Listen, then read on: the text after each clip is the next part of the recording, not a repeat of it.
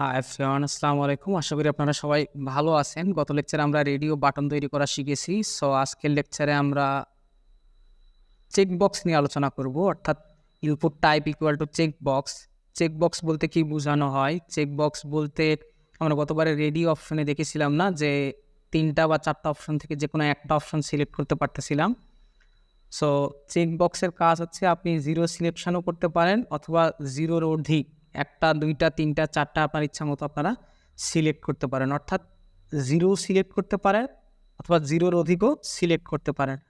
So আমরা checkbox কীভাবে তৈরি করতে পারি? তো চলুন আমরা চেকবক্স তৈরি করা শিখে নিই। প্রথমে একটা প্যারাগ্রাফ ট্যাগ নিচ্ছি, নিয়ে বলতেছি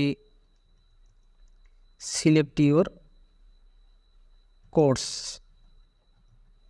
দিয়ে আমরা দেন নিচে আমরা কি করব, ইনপুট নিব। ইনপুটের টাইপ বলে কি দিব, চেকবক্স। আমরা চেকবক্স দিয়ে দিলাম, সেভ করি। সেভ করে যদি চলে আসি তাহলে আমরা দেখতে পাবো select your course then checkbox চলে আসছে। আমরা চাইলে এখন চেক করতে পারতেছি, তাই না?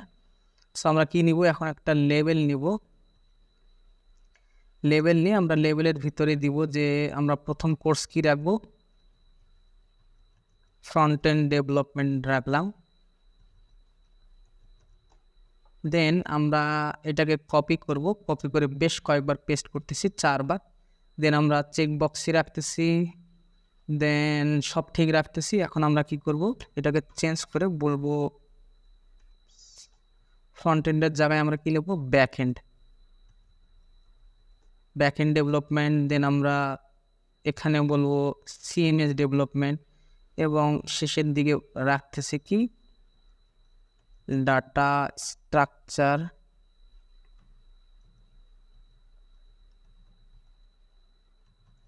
And algorithm.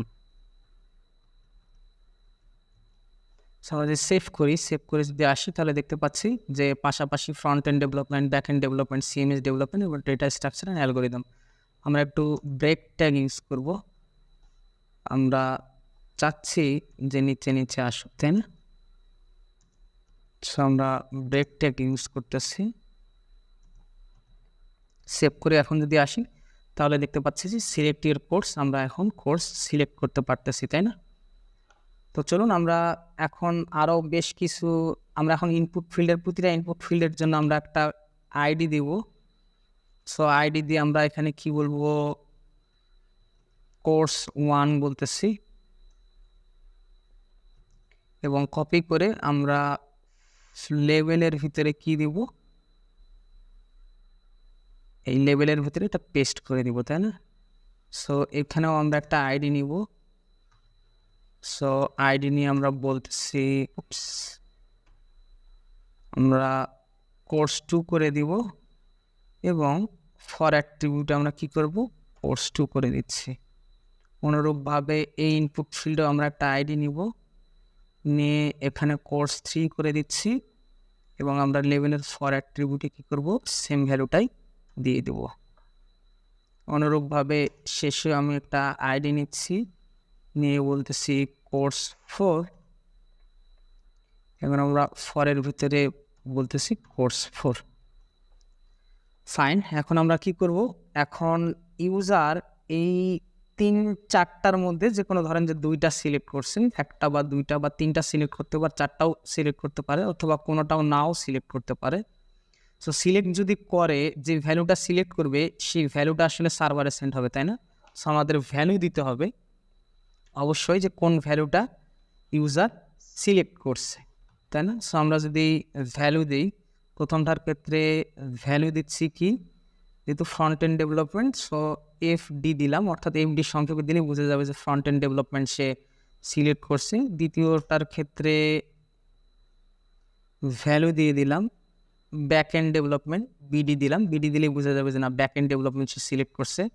তৃতীয়টার ক্ষেত্রে আমরা ভ্যালু দিয়ে দিলাম সিএমএস, অর্থাৎ কন্টেন্ট ম্যানেজমেন্ট সিস্টেম কোর্সটা সে চয়েস করছে। চতুর্থটার ক্ষেত্রে আমরা কি দিব, ভ্যালু দিয়ে দিলাম ডিএসএ, অর্থাৎ ডেটা স্ট্রাকচার অ্যান্ড অ্যালগোরিদম। অর্থাৎ এখন যদি ফ্রন্ট এন্ড ডেভেলপমেন্ট সিলেক্ট করে তাহলে এফডি চলে যাবে ভ্যালু হিসেবে, ব্যাক এন্ড ডেভেলপমেন্ট যদি সিলেক্ট করে তাহলে সার্ভারে গিয়ে বিডি স্টোর হবে ডেটা, এবং সিএমএস ডেভেলপমেন্ট সিলেক্ট করলে সিএমএস, অর্থাৎ তখন ব্যাকএন্ড ডেভেলপারের জন্য বুঝতে সহজ হবে যে কোন কোর্সটা ইউজার মূলত সিলেক্ট করছে। এখন যদি আমরা নেম, আরেকটা আমাদের অ্যাট্রিবিউট বাকি পড়ে গেছে, সেটা হচ্ছে নেম। সো আমরা নেমটা এখানে দেই। নেম মূলত আমরা কি দিব? নেম মূলত আমরা কোর্স 1ই দিচ্ছি, অর্থাৎ একটু যদি ইন্ডেন্ট করার জন্য ফাঁকা রাখে দেই তাহলে আমাদের জন্য বুঝতে সুবিধা হবে। আমরা এইটাই কপি করতেছি কোডটা, করে প্রত্যেকটার ক্ষেত্রে আমরা পেস্ট করে দিয়ে আমরা চেঞ্জ করে দিচ্ছি কোর্স টু নেম, একটু স্পেস দিচ্ছি, দিয়ে আমরা আবারও আইডির পরে পেস্ট করে আমরা এখানে কোর্স 3 বলে দিচ্ছি। কোর্স 3, এবং এখানেও যদি আমরা চেঞ্জ করি আইডির পরে পেস্ট করে দিয়ে আমরা বলতেছি কোর্স 4।